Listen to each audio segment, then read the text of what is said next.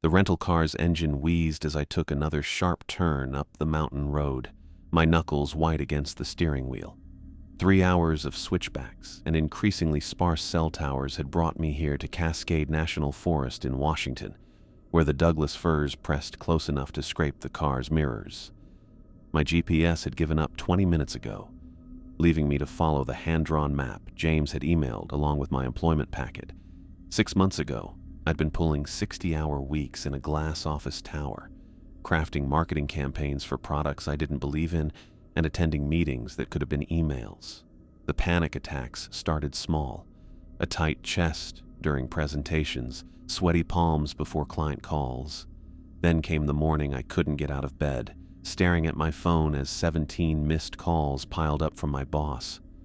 The doctor called it burnout. I called it a wake-up call. The fire lookout job listing had appeared during one of my late-night internet spirals, buried on page 3 of a federal employment site. Remote position monitoring forest conditions for fire hazards, minimal supervision, self-motivated candidates preferred.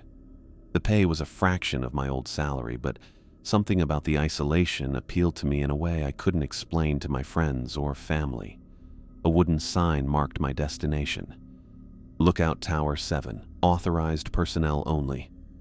The road ended at a small gravel clearing surrounded by towering pines. I parked next to a Forest Service truck and killed the engine, finally hearing the mountain silence I'd been craving. No traffic, no construction, no urban white noise. Just wind moving through branches and the distant call of a bird I couldn't identify. The observation tower rose above the tree line like a metal skeleton, its glass windows catching the afternoon sun. A narrow staircase wrapped around the outside, leading up to what would be my home for the next 6 months. I grabbed my duffel bag from the back seat and started climbing, my city legs already protesting the unfamiliar exertion. James Thompson waited for me at the top, a man in his late 40s with weathered skin and salt and pepper hair cropped short. He wore a Forest Service uniform and held a clipboard, his expression serious as he watched me catch my breath on the final step. "David Miller?" "That's me." I shifted my bag to shake his outstretched hand. "Thanks for meeting me up here. Part of the job." He gestured toward the tower's interior. "Come on, let's get you oriented." The lookout tower was smaller than I'd expected, maybe 12 feet square with windows on all sides. A desk sat in the center, surrounded by equipment I didn't recognize. Maps covered one wall, marked with colored pins and grid references. The whole space felt functional, lived in, like it had hosted dozens of people before me. James walked to the desk and picked up a pair of binoculars, handling them like he'd used them 1,000 times before. "These are your main tool. Bushnell 10x42s, good clarity at distance. You'll spend most of your time looking around the forest below, watching for smoke columns or heat that might mean a fire is starting." He handed them to me and I looked through the eyepieces. The forest spread out beneath us in perfect detail, individual branches visible on trees half a mile away. "You can see pretty far with these. Weather station's over here." James moved to a compact unit mounted near the east window. "Temperature, humidity, wind speed, and direction. You'll take readings every 4 hours and radio them to headquarters. High winds and low humidity are what we watch for. Prime fire conditions." I nodded, trying to take in the information. The weather instruments looked straightforward enough, digital displays showing current conditions. Nothing too complicated for someone who'd spent years managing spreadsheets and databases. "Radio's the most important piece of equipment you've got." James tapped a black unit sitting prominently on the desk. "Base frequency is monitored 24 hours. Any smoke sighting, weather emergency, or personal emergency gets called in immediately. I'll check with you every morning at 7 a.m., but don't hesitate to reach out if you need anything."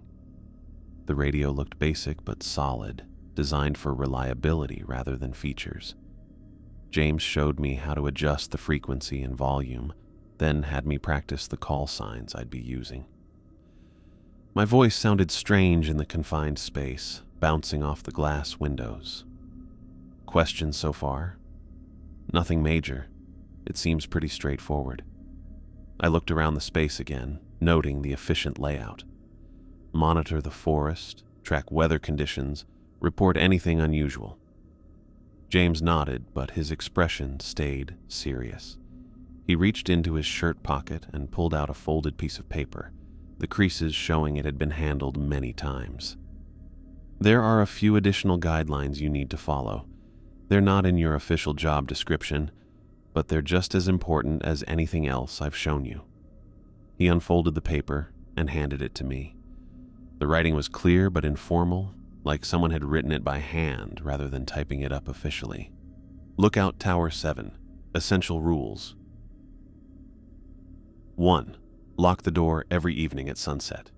Do not open it for any reason until sunrise. 2. During storms, stay inside with all lights off. Do not look out the windows. 3. If you hear footsteps on the stairs at night, remain silent and still until they stop. 4. After 9 p.m., keep all lights off. Use a flashlight only when absolutely necessary. 5. If you see a tall figure standing in the forest, do not acknowledge it. Turn your attention elsewhere immediately. I read through the list twice, waiting for James to laugh or explain the joke. When I looked up, his expression hadn't changed. I'm sorry, what is this? Guidelines that'll keep you safe up here. James's tone was matter-of-fact, like he was discussing weather patterns or radio procedures. The job isn't just about watching for fires, David. This mountain has other things living on it, and they don't appreciate visitors. Those rules are how you coexist peacefully. I laughed, a short, nervous sound that seemed to bounce off the windows awkwardly. Come on, James. Is this some kind of hazing thing for new lookouts? Scare the city guy with ghost stories? James didn't smile. He didn't even blink. I've been running this tower for 12 years. Every person who's followed those rules has completed their assignment safely. The ones who didn't, he shook his head slightly. Just follow the rules, David. They're there for good reasons. The quiet went on between us, broken only by wind against the windows. I looked down at the paper again, the words seeming more serious in the stillness. Part of me wanted to press for an explanation, but something in James's expression suggested that wouldn't be welcome. All right, I said finally. I'll keep them in mind. James gathered his clipboard and headed toward the door. I'll radio you tomorrow morning at 7 to check in. You've got enough supplies for a week, and there's a satellite phone in the desk drawer for real emergencies. Cell service is non-existent up here, so the radio's your lifeline. He paused at the door, one hand on the frame.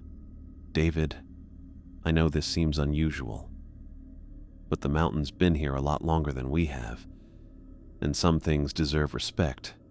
Follow the rules, do your job monitoring for fires, and you'll be fine. With that, he started down the metal stairs, his boots ringing against each step. I watched from the window as he walked to his truck, climbed in, and drove back down the winding road until the forest swallowed him completely.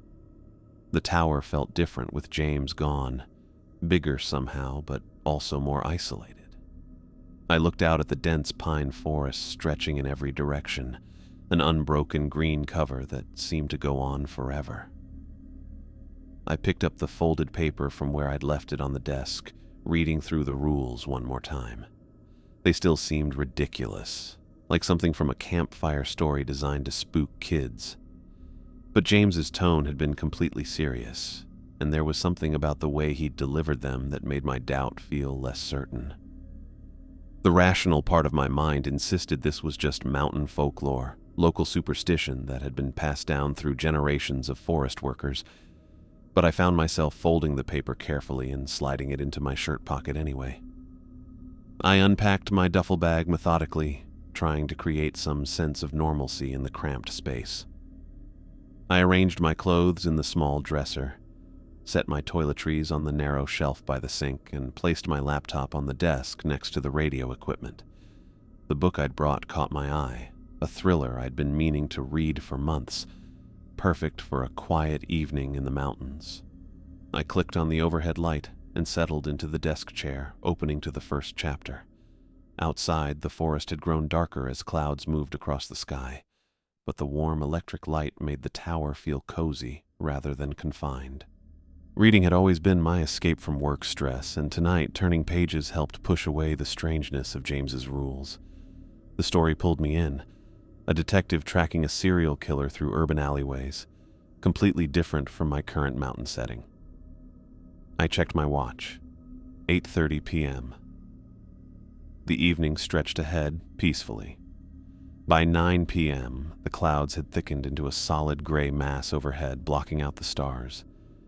I looked up from my book occasionally to look around the darkened forest through the windows, more out of professional duty than concern. The binoculars sat nearby, ready if I spotted any unusual glow that might indicate a fire. That's when I heard the first footstep on the metal stairs outside. The sound was unmistakable, a deliberate boot heel striking metal, followed by the slight creak of the staircase under weight. I looked up from my book, listening carefully. Another step, then another, each one measured and slow. Someone was climbing toward the tower. My first thought was that James had returned, maybe forgotten something important. But he would have called out by now, and his truck wasn't in the clearing below. I moved to the window facing the stairs and peered down, but the angle was wrong. I couldn't see the lower section where the footsteps seemed to be coming from. The security monitor caught my attention, a small screen I'd noticed earlier but hadn't thought to ask James about.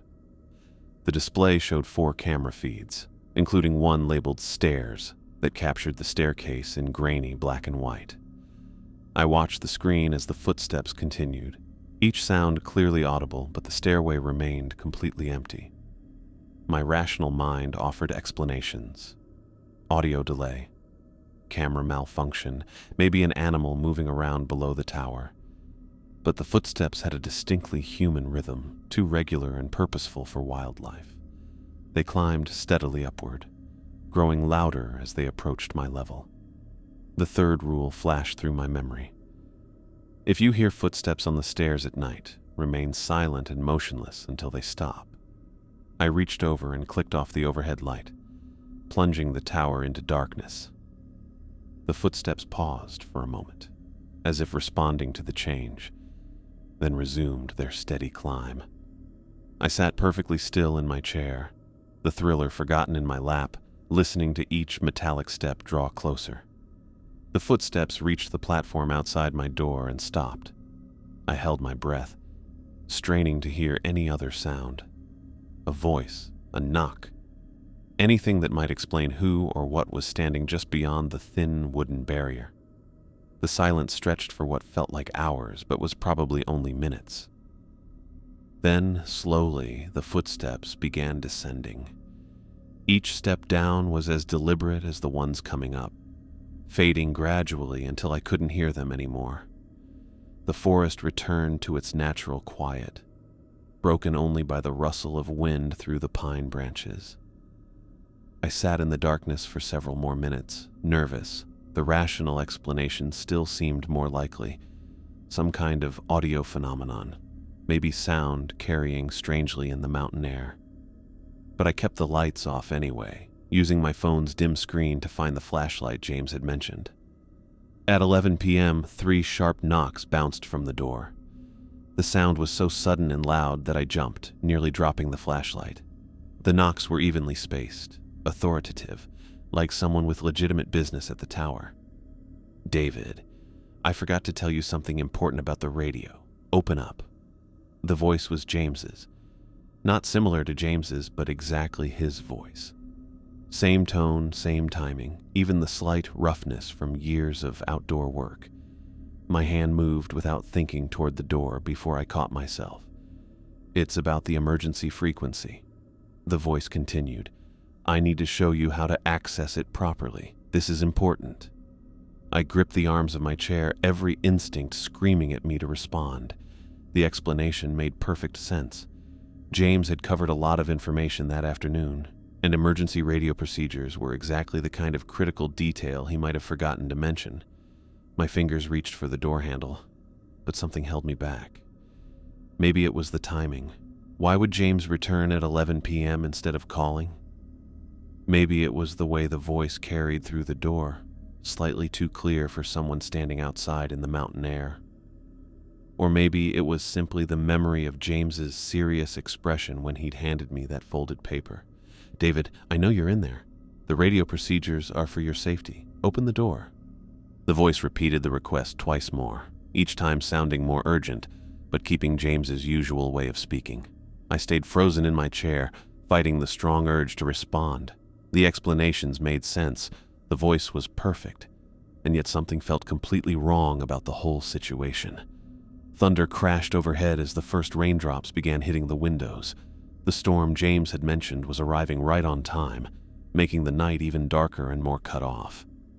I pulled out the folded paper from my shirt pocket and read the rules again by flashlight. The beam carefully pointed away from the windows. The knocking started up again around midnight. 3 sharp raps followed by silence, then repeated after uneven intervals. Sometimes the voice would call out again, always using James's exact tone, offering reasonable explanations for why I needed to open the door. Radio emergencies, weather warnings, important safety information I'd missed. Scratching sounds joined the knocking around 2 a.m. like fingernails or claws dragging across the metal door and window frames.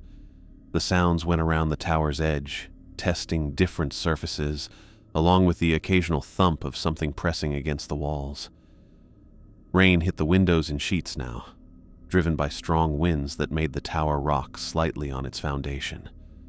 The storm made constant background noise, but the knocking and scratching cut through it clearly. I kept my eyes closed most of the time, focusing on breathing steadily and staying perfectly still in my chair. The voice changed tactics around 3 a.m., becoming more urgent and personal. It talked about radio breakdowns, about fires spotted in the distance that needed immediate attention, about James being injured on the mountain road and needing help. Each scenario was believable, designed to trigger my professional duties and human compassion. I pressed my hands over my ears during the worst of it, but I could still hear the muffled sounds of movement around the tower. Something large seemed to be circling the structure, pausing at each window, testing for weakness or response. The scratching grew more intense, metal on metal, like something was trying to claw its way through the window frames. The paper with the rules stayed folded in my lap throughout the long night, a real reminder that this situation had been expected and survived before. I thought about Sarah Chen, the previous lookout James had mentioned, and wondered if she'd faced similar tests. The rules weren't random folklore. They were survival instructions written in someone else's blood. Around 4 a.m., the scratching sounds went to the roof, followed by heavy footsteps directly overhead. Whatever was up there was large enough to make the entire tower shake with each step. The metal groaned under the weight, and I found myself calculating whether the structure could handle whatever was testing it. The footsteps on the roof lasted nearly an hour, sometimes moving in circles, sometimes stopping directly above where I sat. During the quiet moments, I could hear something that might have been breathing, low and rhythmic, coming from just beyond the windows. I kept my eyes focused on the floor, remembering the warning about looking outside during storms. As dawn approached, the rain began to lighten and the sounds around the tower gradually faded. The knocking stopped first, then the scratching, and finally the movement on the roof. By the time the first pale light filtered through the clouds, the forest had returned to its normal quiet. I sat motionless until full sunrise, following the rules exactly as written. Only when bright daylight filled the tower did I finally stand and move to the windows, looking out at a world that appeared completely normal. The storm had passed, leaving the forest clean and bright. No footprints marked the muddy ground around the tower base. No scratches damaged the window frames I could see. Nothing suggested that anything unusual had happened during the night. But I knew what I'd heard, and I knew I'd made the right choice by staying silent and still. The folded paper went back into my shirt pocket, but it felt different now. Not like a joke or superstition, but like a lifeline that had kept me alive through my first real test on the mountain. At exactly 7 a.m., the radio crackled to life with James's familiar voice. "Tower 7, this is base. Morning check-in. How are you doing up there?" I grabbed the handset before the transmission finished, my hand moving faster than I'd intended. "James, I need to talk to you about last night. Something happened." A pause stretched over the radio, longer than normal transmission delay. "Copy that, David. I'm coming up." "Now? Give me an hour." The radio went silent, leaving me alone with the morning light and my memories of the previous night. I made coffee with shaking hands, the everyday task feeling strange after what I'd experienced. Through the windows, the forest looked exactly as it should: green, peaceful. James's truck appeared on the road at 8:15 a.m., climbing the winding path with more urgency than yesterday. I watched him park and climb the stairs, noting the serious look on his face as he reached the platform. His usual steady pace seemed hurried, concerned. "Tell me what happened." He stepped inside and closed the door behind him, his eyes scanning the tower interior like he was looking for damage. I described everything: the footsteps on empty stairs, the knocking, the voice that sounded exactly like him offering reasonable explanations for why I should open the door. James listened without interruption, his face getting more serious with each detail. When I finished, he pulled out the desk chair and sat down heavily, suddenly looking older than his 47 years. "The rules aren't a joke, David." His voice carried a weight I hadn't heard before, tired in a way that spoke of years of difficult conversations. "They're survival instructions, developed over decades by the people who've worked this tower before you." "Survival instructions for what, exactly?" James rubbed his face with both hands, thinking about his words carefully. 3 years ago, we had a lookout named Sarah Chen working this tower. Smart woman, dedicated to the job, followed protocols perfectly during the day. But when a storm hit in October, she heard someone calling for help outside her door. Voice sounded like a lost hiker, injured and desperate. He paused, looking out at the forest through the east window. Sarah was compassionate, couldn't ignore someone in distress. She opened the door during the storm. And we found her body 2 weeks later at the bottom of Miller's Ravine, about 3 miles west of here. James's voice became clinical, professional, like he was reading from an incident report. Coroner said she'd been dead the whole time, but her body was twisted in ways that shouldn't have been possible. Joints bent backward, limbs arranged in patterns that made no anatomical sense. My coffee had gone cold in my hands. Jesus. 5 years before that, different lookout named Marcus Webb. Good man. Former Army, not easily spooked. He spotted the tall figure standing in the forest during his second week and decided to acknowledge it, waved from the window, called out a greeting, thought he was being friendly to a fellow human. James turned back to face me directly. Search and rescue found Marcus walking in circles through the woods 4 days later, completely out of it, wouldn't respond to anything. He's been in a care facility ever since, staring at nothing, never speaking. The tower felt smaller suddenly, more fragile against whatever moved through the forest below. What are these things? Old.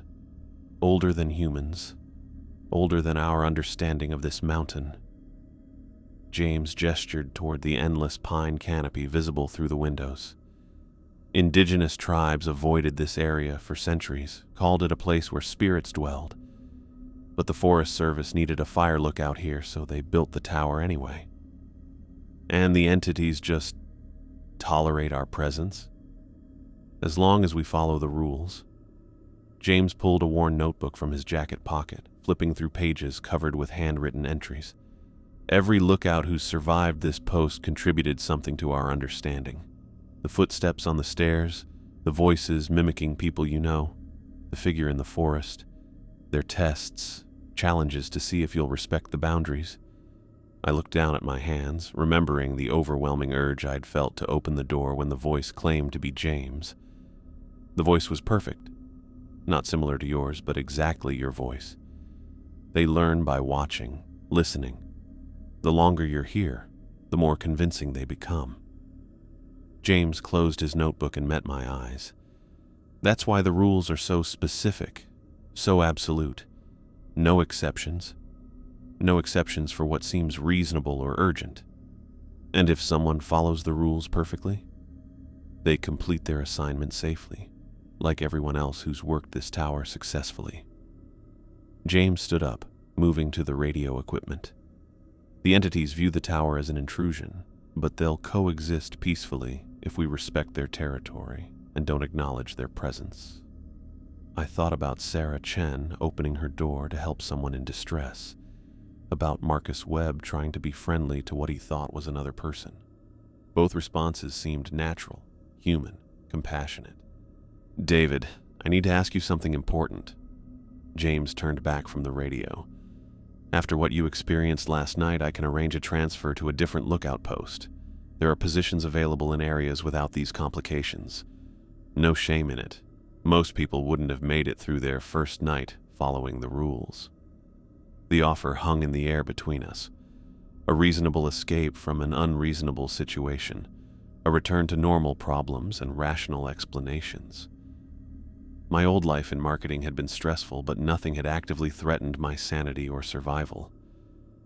But I found myself shaking my head before I'd consciously made the decision. "No, I want to stay." James raised an eyebrow. "You sure about that? It was just your first night.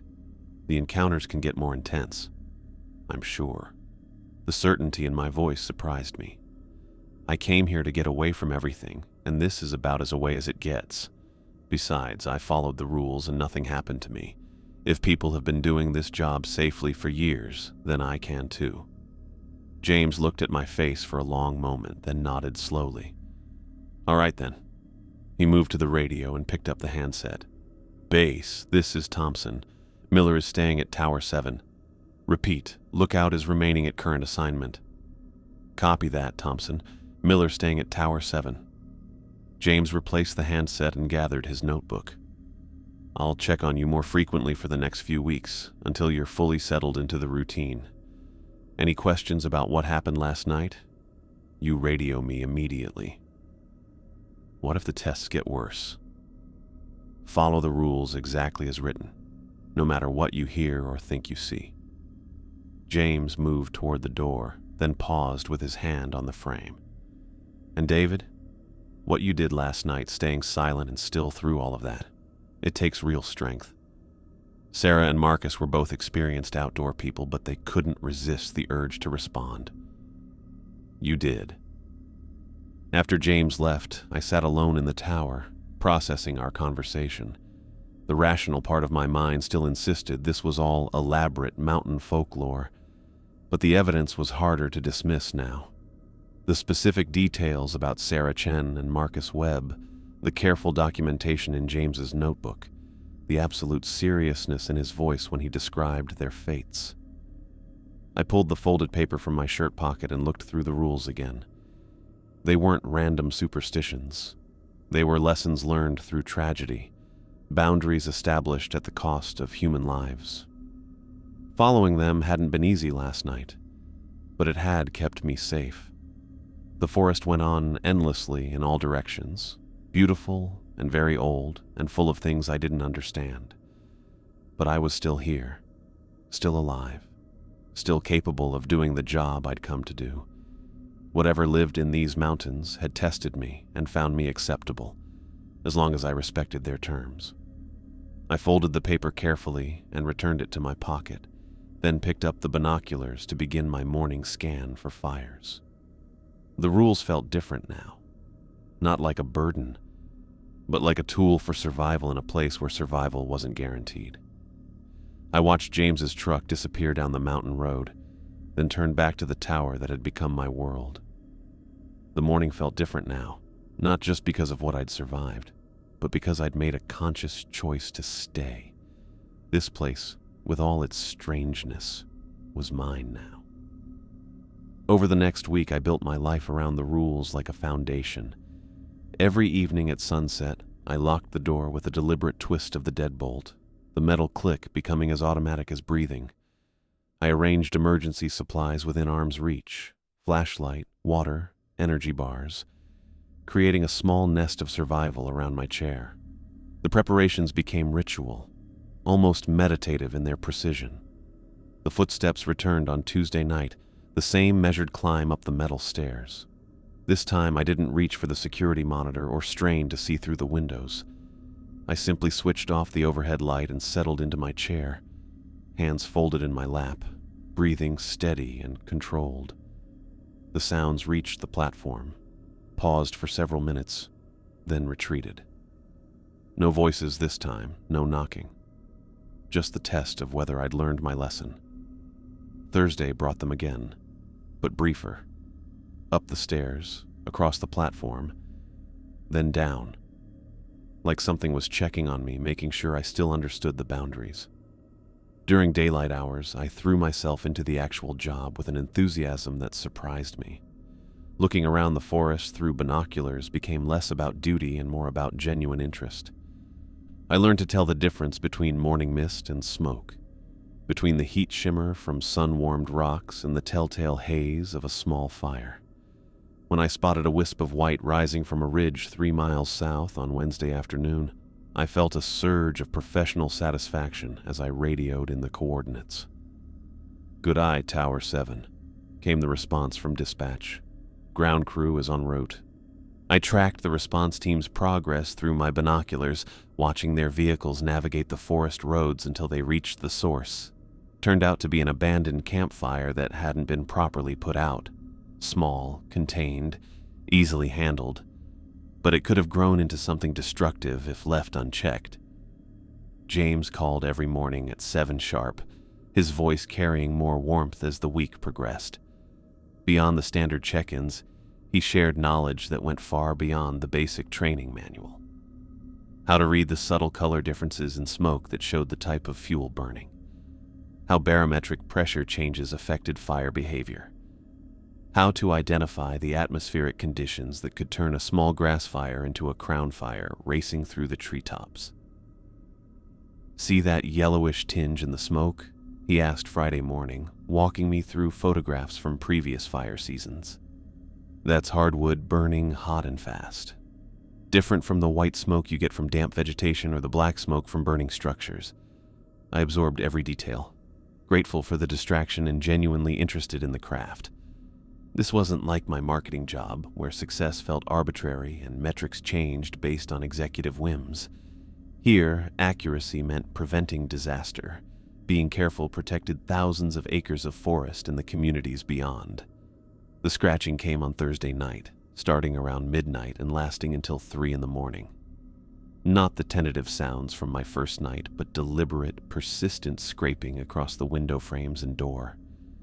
I kept my eyes closed throughout, focusing on the rhythm of my breathing, letting the sounds wash over me without reaction.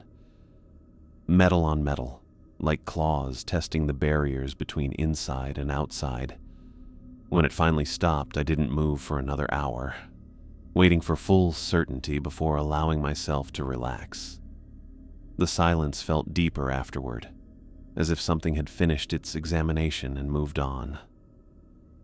What surprised me most was how well I slept after these disturbances, better than I had in months back in Seattle, where anxiety had kept me staring at the ceiling until dawn. Here, once the supernatural tests ended, exhaustion pulled me into dreamless rest.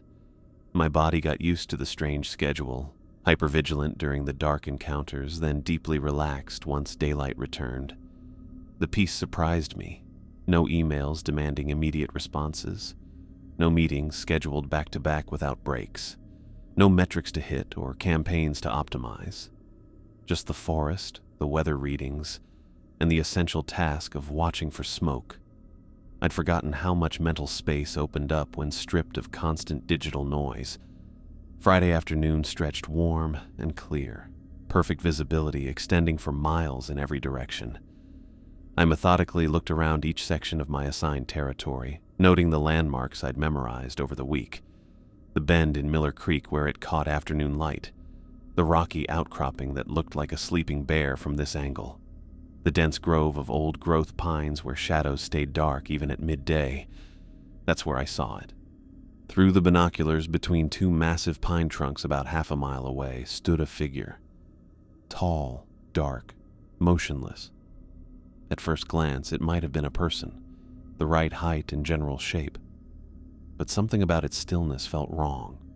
Too perfect, like a statue placed deliberately among the trees. The figure faced directly toward the tower. My hands shook slightly as I adjusted the focus, trying to make out more details. The distance made specifics impossible, but the shape remained constant, not swaying with wind or changing weight like a living person would, just standing there, watching. The fifth rule echoed in my memory. If you see a tall figure standing in the forest, don't acknowledge it and immediately turn attention elsewhere. I forced myself to swing the binoculars away, looking around the ridgeline to the east with practiced deliberation. My heart hammered against my ribs, but I kept my movements steady, professional.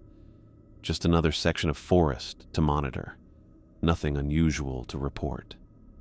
20 minutes passed before I allowed myself to look back toward the pine grove. I swept the binoculars slowly across the area, checking each tree trunk, each shadow between branches. The figure was gone. I checked twice more over the next hour, but the grove remained empty. Only trees and changing shadows, no dark shape standing guard among the pines.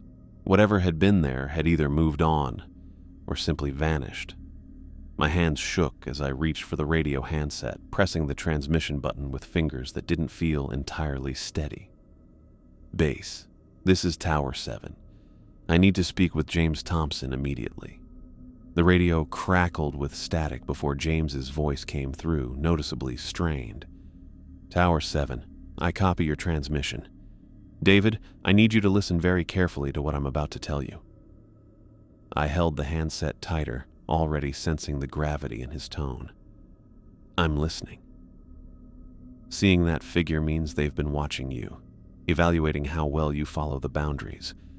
What happens next is going to test everything you've learned.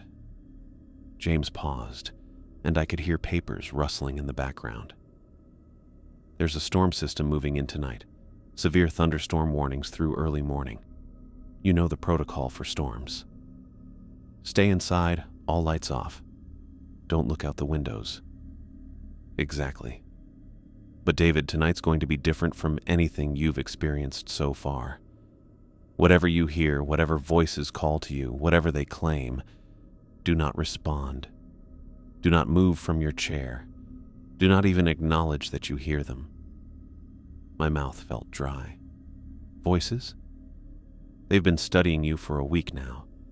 They know things about your life. People you've lost. People who mattered to you. James's voice became more urgent. They'll use that knowledge against you.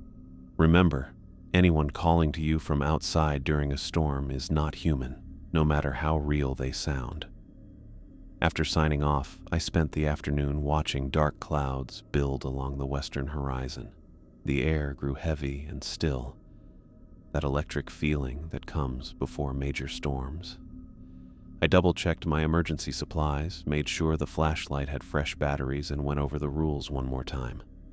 The folded paper looked worn now from being handled so much, but every word was still clear. By 6 p.m., the first raindrops began hitting the windows. I heated a can of soup for dinner, ate without really thinking while watching the storm approach through the binoculars. Lightning flashed inside the cloud mass, still miles away but moving steadily toward the mountain. At sunset, I locked the door and switched off all the lights. The tower went completely dark except for the faint glow of the radio equipment. I settled into my chair with a bottle of water and energy bars within reach, then waited. The storm hit around 9 p.m. with sudden violence. Rain hammered the windows in sheets, driven by winds that made the entire tower sway. Lightning split the sky every few seconds, followed by thunder that shook the metal frame. I kept my eyes closed and focused on steady breathing, letting the natural sounds of the storm wash over me. At midnight, I heard my name being called from outside. David! The voice was unmistakably female, carrying over the storm with impossible clarity. David, please help me. My ex-girlfriend, Michelle. Not similar to her voice, exactly her voice with the slight Boston accent she'd never completely lost, and the way she drew out vowels when upset. Every sound was perfect, down to the catch in her throat when she was scared. I'm lost in the woods. I came to find you and got turned around in the storm. Please, I'm hurt. My hands gripped the chair arms. Michelle lived in Portland now, had moved there 6 months ago after our relationship ended. There was no logical reason for her to be anywhere near this mountain, especially not during a severe thunderstorm. But the voice was so perfectly hers that my body responded before my mind could catch up. David, I can see the tower. I'm right below you, but I can't find the stairs.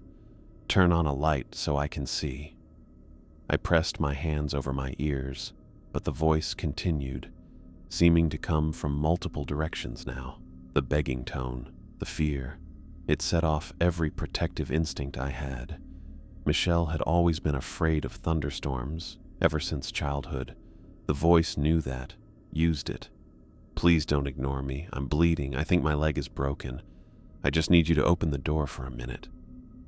Another voice joined the first. This one male and bossy. Miller, what the hell are you doing up there? My former boss, Richard, using the same sharp tone he used during quarterly reviews. The voice carried his distinctive nasal quality and the way he said consonants too harshly. I've been calling your phone for hours. We have a crisis at the agency. The Morrison account pulled out and they're threatening legal action. I need you back in Seattle immediately. The logical part of my mind knew this was impossible. I'd quit 6 months ago, burned every bridge during my dramatic exit from the marketing firm. Richard wouldn't call me if the building was on fire, but the voice had his exact speech patterns, his habit of making every conversation sound like an emergency. This is costing the company millions, Miller. Whatever mountain man fantasy you're living up there, it's over. Get down here and fix this mess before I sue you for breach of contract. I kept my hands pressed against my ears, but the voices seemed to come from inside my head now. A third voice joined them, one that made my chest tighten with grief.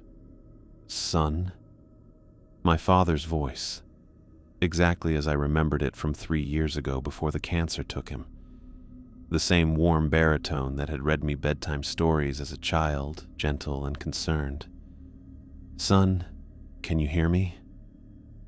Tears stung my eyes. Dad had been gone for 3 years, buried in Oak Hill Cemetery outside Tacoma. But his voice carried all the love and worry that had defined our relationship, especially during his final months when he'd been so concerned about my future. I've been watching over you, David. I'm proud of what you're doing here, but you're in danger tonight. There are things in these woods that want to hurt you. Come outside where I can protect you. The voice was perfect, not just the sound, but the cadence. The way Dad always said my name with extra emphasis when he was being serious. It knew details no one else could know, like the exact tone he used when worried about my safety. I know you can hear me. Please, son, trust your old man one more time. Just open the door and let me help you. I bit down on my knuckle to keep from responding, tasting blood. The urge to answer was overwhelming, not just to speak, but to throw open the door and run toward the voices of people I'd loved and lost. Every part of me wanted to help Michelle, to fix Richard's crisis, to hug my father one more time. The scratching started during Dad's pleas, but tonight it was different, more aggressive, more desperate. Claws scraped across the window glass with enough force to leave marks. Something large pressed against the door, and I could hear the metal frame creaking under enormous weight. The entire tower swayed, not just from wind now, but from whatever pushed against it. David, why won't you answer us? Michelle's voice had turned desperate, sobbing. I'm hurt and scared, and you're just sitting in there ignoring me. How could you be so cruel? Miller, I'm firing you for insubordination. Richard's voice had become furious. Security breach, contract violation. I'll make sure you never work in this industry again. Son, please. Dad's voice carried infinite sadness. Don't you want to see me again? I've missed you so much. 3 years I've been waiting to talk to you. The voices overlapped now, creating a mess of demands, pleas, and accusations. They knew exactly which emotional buttons to push, which guilt and longing would hurt most. The scratching got louder until it sounded like multiple sets of claws working at every window at the same time. Something heavy walked across the roof, each footstep making the entire structure groan. I stayed still in my chair, hands pressed tight against my ears, eyes squeezed shut. Breathe in for 4 counts, hold for 4, breathe out for 4. The breathing technique I'd learned during therapy for panic attacks became my anchor. Just breathing, just counting, just staying still no matter what promised or threatened from outside. The tower shook hard as something slammed against the door. Once, twice, 3 times with enough force to crack the frame. I heard metal scraping against metal like claws trying to pry the lock apart. The voices reached a peak of desperate pleading and angry demands. Then, sometime before dawn, everything stopped. Not slowly, completely, instantly, as if someone had thrown a switch. The voices cut off mid-sentence. The scratching stopped. The footsteps on the roof went silent. Even the storm seemed to quiet. Rain settling into a gentle patter instead of the violent beating that had gone on all night. I didn't move for another hour, waiting for some sign that the test was truly over. When pale light finally began coming through the windows, I opened my eyes and looked around the tower. Everything looked normal, radio equipment undamaged, windows intact, door still locked tight. At sunrise, I finally stood up on shaking legs and looked outside. Deep cuts marked the metal stairs, claw marks carved into the railings and steps with enough force to scrape away paint and leave bright scratches in the steel underneath. Similar marks surrounded every window, scratched into the frames and sills. Black fabric hung from the railing in torn strips, fluttering in the morning breeze like prayer flags. Whatever had visited during the storm had left physical proof of its presence. No hallucination or stress-induced breakdown could have carved those marks into solid metal. James's truck showed up on the road at 8 a.m., earlier than his usual arrival time. He climbed the stairs quickly, carrying a thermos of coffee and wearing an expression of cautious relief. "Morning, David?" He stepped inside and closed the door behind him, eyes immediately scanning the interior like he was checking for damage. "How did last night go?" I pointed toward the windows where the claw marks were clearly visible in the morning light. "See for yourself." James moved to the east window and looked at the scratches, running his finger along the deepest gouges. "These are fresh." He looked back at me with something like pride in his eyes. "You stayed put through all of it?" "Every minute. Voices scratching, something trying to break down the door. I didn't move from this chair until sunrise." James poured coffee from his thermos into 2 cups, handing me one with steady hands. "That was the real test, David. Everything before this was just getting started, seeing if you could follow basic rules, checking your discipline. Last night was them throwing everything they had at you." I took the coffee gratefully, my hands still shaking slightly from exhaustion and adrenaline. The voices knew things, personal things about people in my life. They learn by watching, by being near you. The longer you're here, the more they understand about what matters to you, what could make you break the rules. James sat down across from me, his relief obvious now. Most people don't make it through that kind of test. The emotional manipulation is designed to override rational thought. "What happens now?" James smiled for the first time since I'd met him, a real look of satisfaction and respect. "Now you're officially part of the mountain. They've tested your resolve and found it acceptable. The encounters will continue, but they'll be less intense, more like reminders to keep following the boundaries than actual attempts to break you. I looked out at the forest, which looked completely peaceful in the morning light. Somewhere among those trees lived things that had spent the night trying to convince me to open my door by copying the voices of people I loved. But I'd passed their test, proven I could coexist with them while respecting their terms. "Welcome to Tower 7, David," James said, raising his coffee cup in a small toast. "You've earned your place here." The weeks that followed changed everything about how I experienced the tower. Not the encounters themselves. Those continued with reliable frequency, but my response to them. The footsteps still climbed the metal stairs on quiet nights, usually twice a week, always with that same measured rhythm. The scratching returned during storms, claws testing the barriers I'd learned to respect. Voices called my name from the darkness, though never again with the devastating accuracy they'd used during that first real test. But where terror had once flooded my system, now I felt only mild alertness. The deadbolt turned at sunset had become as automatic as brushing my teeth. When the footsteps started, I turned off the lights and settled into my chair without panic, sometimes continuing to read by flashlight until they finished their circuit and left. The rules weren't burdens anymore. They were simply the terms of my lease on this mountain. James arrived every Thursday morning now, his Forest Service truck loaded with supplies and carrying more conversation than business. He'd started sharing stories about the mountain's deeper history during these visits, pieces of knowledge that painted a fuller picture of what surrounded my small outpost. The Muckleshoot called this area Skawat-Subsh, he told me during his third weekly visit, unloading groceries onto the tower's small counter. Roughly translates to place where spirits dwell. Their hunting parties would go miles out of their way to avoid these particular slopes. I helped him stack canned goods in the cupboard, listening as he continued. The Yakima had similar warnings passed down through generations. Not just folklore, specific territorial boundaries they wouldn't cross, even when game was scarce. But the Forest Service built here anyway? James nodded grimly. Fire lookout placement follows topography and sightlines, not cultural warnings.